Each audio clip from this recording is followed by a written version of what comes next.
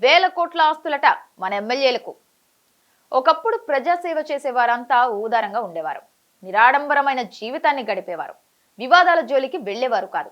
సంపాదించుకోవాలి, తరాలకు సరిపడా దాచుకోవాలి, అడ్డుగోలుగా దోచుకోవాలి అని అనుకునేవారు కాదు. కానీ ఇప్పుడు పరిస్థితి మారిపోయింది. ఏదైనా సరే, ఏమైనా సరే దాచుకోవడం పెరిగిపోయింది. దోచుకోవడం ఒక స్థాయి దాటిపోయింది. పైగా వారసత్వ ఆస్తి లాగా రాజకీయాల్లోకి తమ కుటుంబ సభ్యులను తీసుకురావడం అధికమైపోయింది. దేశవ్యాప్తంగా ఈ పరిస్థితి ఉన్నప్పటికీ తెలుగు రాష్ట్రాల్లో అది అత్యంత తీవ్రంగా ఉంది. పలు రాష్ట్రాల ఎమ్మెల్యేల ఆస్తులపై అసోసియేషన్ ఫర్ డెమోక్రటిక్ రిఫార్మ్స్ ఒక నివేదిక విడుదల చేసింది. దీని ప్రకారం ఆంధ్రప్రదేశ్ రాష్ట్రంలో మొత్తం ఎమ్మెల్యేల ఆస్తులు 11,323 కోట్లని తేలింది. ఇక అదే లెక్కన తెలంగాణ రాష్ట్రంలో ఎమ్మెల్యేల ఆస్తులు 4,637 కోట్లు ఉన్నట్టు తెలుస్తోంది. ఇక దేశంలో అత్యధికంగా కర్ణాటక రాష్ట్రంలో ఎమ్మెల్యేలకు 14,179 కోట్ల ఆస్తులు ఉన్నట్టు తెలుస్తోంది.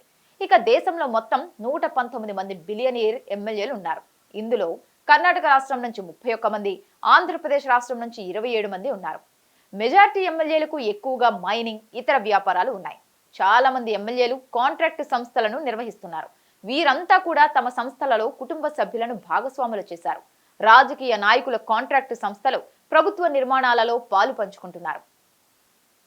ఆర్థికంగా స్థిరత్వం ఎక్కువగా ఉన్నవారు రాజకీయాల్లోకి వస్తున్నారు. రాజకీయాలలోకి రావడం ద్వారా తమ సంపాదనను మరింత పెంచుకుంటున్నారు. అందువల్లే ఈ స్థాయిలో వారికి ఆస్తులు పెరుగుతున్నాయని అసోసియేషన్ ఫర్ డెమోక్రటిక్ రిఫార్మ్స్ తన నివేదికలో పేర్కొంది. ఆస్తులు ఈ స్థాయిలో పెరుగుతున్నప్పటికీ నేతల మీద నమోదవుతున్న కేసుల సంఖ్య అంతంత మాత్రంగానే ఉంది. పైగా ఆ కేసులు అంతగా విచారణకు నోచుకోవడం లేదు. ఒకవేళ విచారణకు నోచుకున్నప్పటికీ ఎమ్మెల్యేల ఆస్తుల అసలు బండారం బయటపడటం లేదు. మొత్తంగా చూస్తే అటు అధికార, ఇటు ప్రతిపక్షం అని తేడా లేకుండా ఎమ్మెల్యేలు దండిగా సంపాదించుకుంటున్నారు. అడ్డగోలుగా వెనకేసుకుంటున్నారు. చూస్తుండగానే వేల కోట్లు సంపాదిస్తేస్తున్నారు.